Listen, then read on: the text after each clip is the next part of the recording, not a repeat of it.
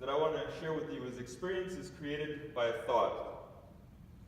This one could be challenging to explain to like a scientist maybe, because they may think, oh, this is, how do you do this?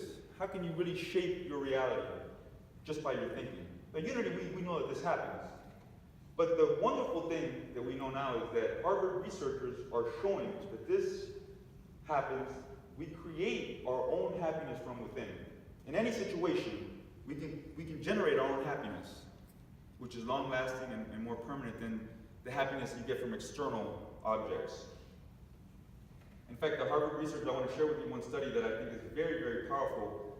Everybody now has a gadget, a smartphone. Raise your hand if you have a smartphone in this crowd. Almost everybody.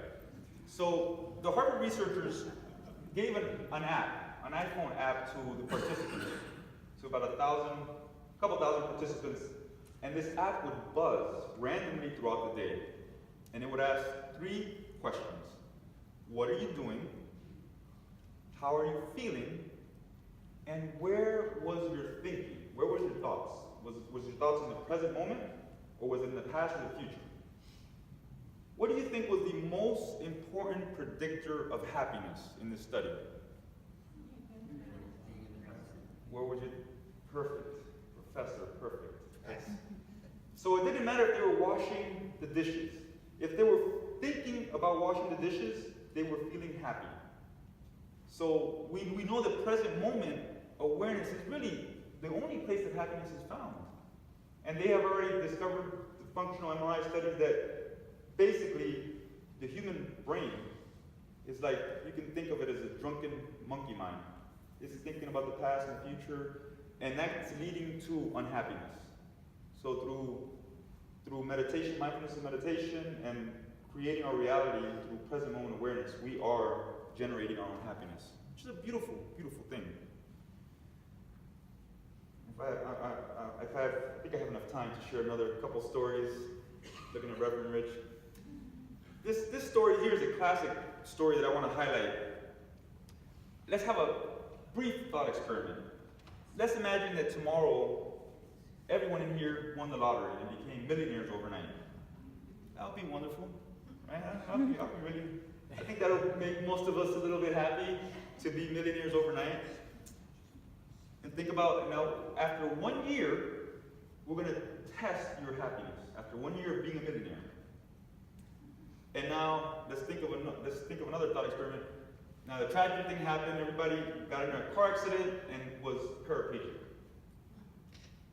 And it's an unfortunate event. This is just a thought experiment, so don't get too caught up in it. 1 year later, we're going to test your happiness. Now, this study has already been done. The classic study of paraplegics and lottery winners. Take a wild guess, who was happier 1 year later? The lottery winners or the paraplegics? Paraplegics. It's an unbelievable thing. The paraplegics were focusing on present moment awareness. They were happy with having dinner, coffee, tea, watching TV with family and friends. The simple things of life brought them great pleasure, and they were happy. And as you can imagine, the lottery winners, they had all this material abundance that we know does not bring happiness. And they were more unhappy because they were caught in what's known as the hedonic treadmill. When you're getting happiness from external objects, that's object referral. Instead of generating happiness from within, that's self-referral. And that's what we're doing in Unity with our practice. We're generating happiness from within that's long-lasting and permanent. And when we do this, we know that we're living life and we're seeing life as if everything is a miracle. That's what we're doing in Unity with these principles. And by the way, these principles, as we know, are ancient, universal, and children, they live on spontaneously and effortlessly. Children are like on a permanent vacation in terms of the relaxation response. They're happy, free, and you never see a 4 or 5 year old say, I gotta go to Hawaii on vacation because I'm so stressed. No, they're happy. they're at peace. So I'm sharing with you some science behind these principles, but we can see it so easily in small children. And the final principle